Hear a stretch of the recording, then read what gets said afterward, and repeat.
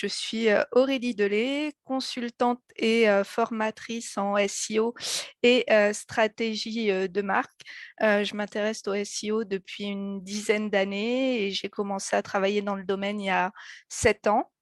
D'abord en agence où je gérais une quarantaine de clients et puis j'ai continué dans une ESN où j'ai dû, créer, le pôle, SEO en partant, de zéro. Ensuite, j'ai aussi travaillé dans une, start-up en tant que SEO, manager France pendant plusieurs années. Une expérience très formatrice avec de gros enjeux et puis depuis 1 an et demi, je suis à mon compte en tant que consultante SEO et stratégie de marque et également depuis la rentrée de septembre, je donne des cours de SEO, SIA et stratégie, de marque. Aujourd'hui, quelles sont les clés d'une stratégie SEO gagnante et différenciante? Alors déjà, pour, donner un peu de contexte, la pandémie a permis, une prise de conscience, hein, de la part, des entreprises. Elles ont compris qu'il est nécessaire, voire vital d'avoir un site, web, optimisé, bien référencé, ce qui n'était pas forcément, le cas avant. Donc ça déjà, c'est une grande avancée et de mon point de vue, le SEO est le seul, canal, rentable sur du, long terme aujourd'hui, d'où, son importance. La seule plateforme dont vous êtes propriétaire et où vous êtes, totalement libre est votre site web. C'est pour ça que le SEO, doit être, au centre, de la stratégie, digitale. Si je prends par opposition, les réseaux sociaux, on n'est pas maître, de ce qui s'y passe. L'algorithme peut changer, on peut avoir moins de visibilité.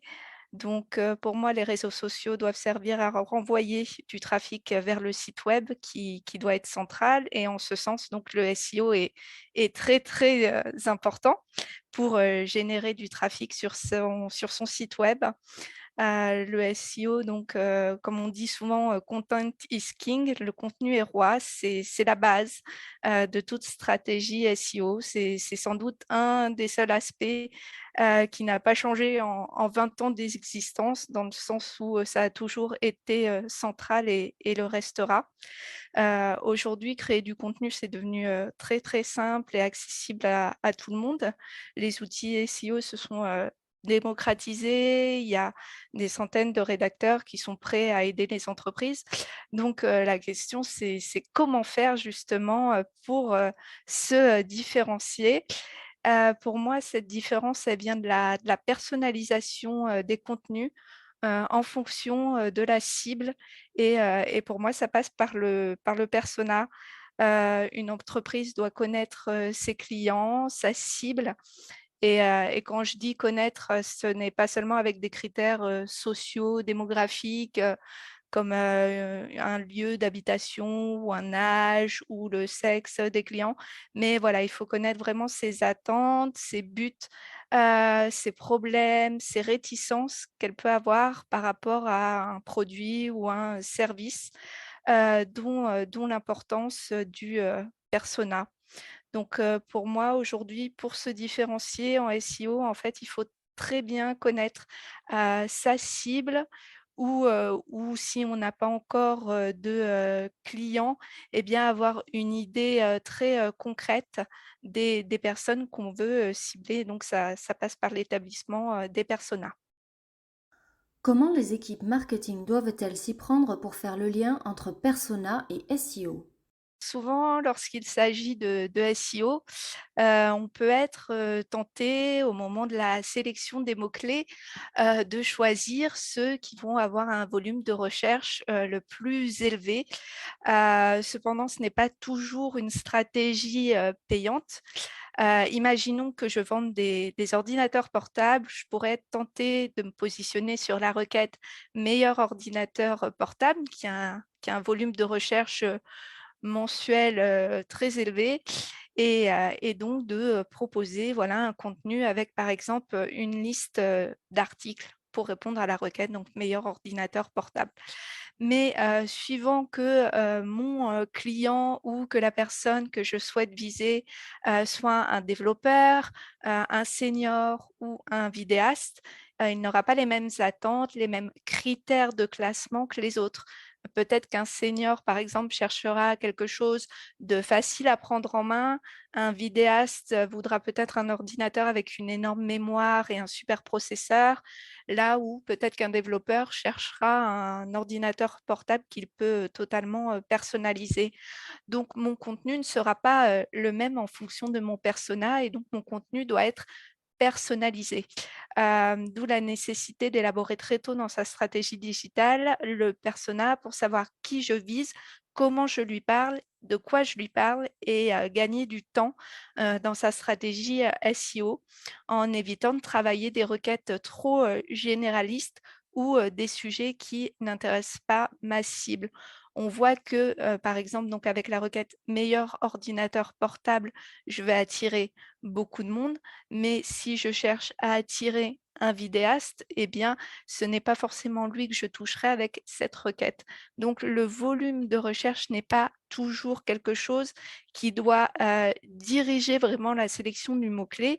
Il faut vraiment que ce soit, personnalisé et que ça prenne en compte, mon client, mon prospect, la personne que je vise, mon persona et ses attentes, ses buts, ce qu'il cherche à réaliser avec mon produit ou mon service et concernant le SEO et le persona, on peut même aller, un cran, plus loin en se demandant quels sont, les comportements, du persona lorsqu'il fait une recherche en ligne. Où est-il? Quand la fait-il? Comment la fait-il? Comment se traduisent, ses attentes et ses préoccupations en termes de recherche? Le but étant, d'apporter, la réponse la plus, personnalisée possible afin d'atteindre, la cible visée. Selon toi, à quoi ressemblera le référencement naturel de demain? Alors, je n'ai pas de boule de cristal. J'aimerais, beaucoup savoir ce que Google, nous réserve. Je peux vous dire ce que moi je sens comme étant probable et ce qui me semble moins, probable. On met souvent en avant, la recherche vocale. Dans les faits, je vois, très peu de gens parler à leur smartphone. Donc, à part pour des choses très simples, des demandes très courtes qui demandent une réponse, très, concise comme, la météo ou je ne sais pas, une définition, les horaires de quelque chose. Pour moi, la recherche vocale, même si elle se démocratise, elle restera toujours, liée à un écran. Parce que même si je peux faire ma recherche de manière vocale, j'aurai besoin de voir les résultats et comme je disais, je vois pas encore tant de gens que ça, parler à leur téléphone pour vraiment faire des recherches, sur Google. Donc c'est pas quelque chose que, voilà, je mettrais, dans la liste des choses prioritaires. Peut-être que ça arrivera un jour. Pour moi, au niveau des usages, on n'y est pas encore et surtout ça concernera pas toutes les entreprises puisque ça pourra pas concerner tous les types, de requêtes et de demandes. En revanche, ce qui ne me surprendrait pas, mais je ne serais pas surprise que Google continue, à travailler sur, l'expérience, utilisateur et pousse encore plus loin, le curseur de la personnalisation, de la SERP, donc la page de résultats. Un peu comme le font aujourd'hui déjà les réseaux sociaux où on nous propose des feeds qui sont personnalisés en fonction de nos centres d'intérêt. Si je me connecte à Instagram par exemple, j'aurai un contenu, une autre personne aura un autre contenu et cetera en fonction donc de ses centres d'intérêt. Ça m'étonnerait pas qu'un jour, Google, aille voilà de plus en plus dans cette direction et nous propose, des résultats personnalisés, peut-être en fonction des sites internet qu'on consulte le plus ou de notre manière de consommer du contenu. Par exemple, peut-être qu'un jour, si je veux savoir comment changer une roue et que Google a vu que j'aimais beaucoup les vidéos, il me proposera une vidéo et peut-être qu'à une autre personne où Google aura remarqué qu'elle aime beaucoup lire des articles et bien pour la même requête, il lui proposera des articles ou peut-être qu'un jour, si je fais une recherche d'actualité et consulte, tout le temps le même site d'actualité, eh bien un jour ma page de résultats ne me proposera plus que ce site, d'actualité-là, au lieu d'une liste, de sites, différents. Donc voilà, moi ça ne m'étonnerait pas que dans quelques années, pour une même, recherche, on ait des résultats différents et personnalisés, d'où aussi l'importance du persona et de connaître ses clients. Une anecdote professionnelle ou un dernier conseil à nous partager? Ce sera plutôt un conseil, et même un outil. J'ai récemment découvert l'outil, Notion que je ne connaissais pas, du tout et franchement pour s'organiser, c'est vraiment un outil très efficace. Je suis quelqu'un qui aime bien s'organiser et je change d'outil tous les 6 mois. J'ai toujours un problème, un moment où j'arrive vraiment aux limites, des outils, comme un Trello, comme un Asana, voilà, comme plein d'outils et vraiment Notion pour moi aujourd'hui c'est le plus complet. Il est assez simple à prendre en main. On peut vraiment tout y gérer.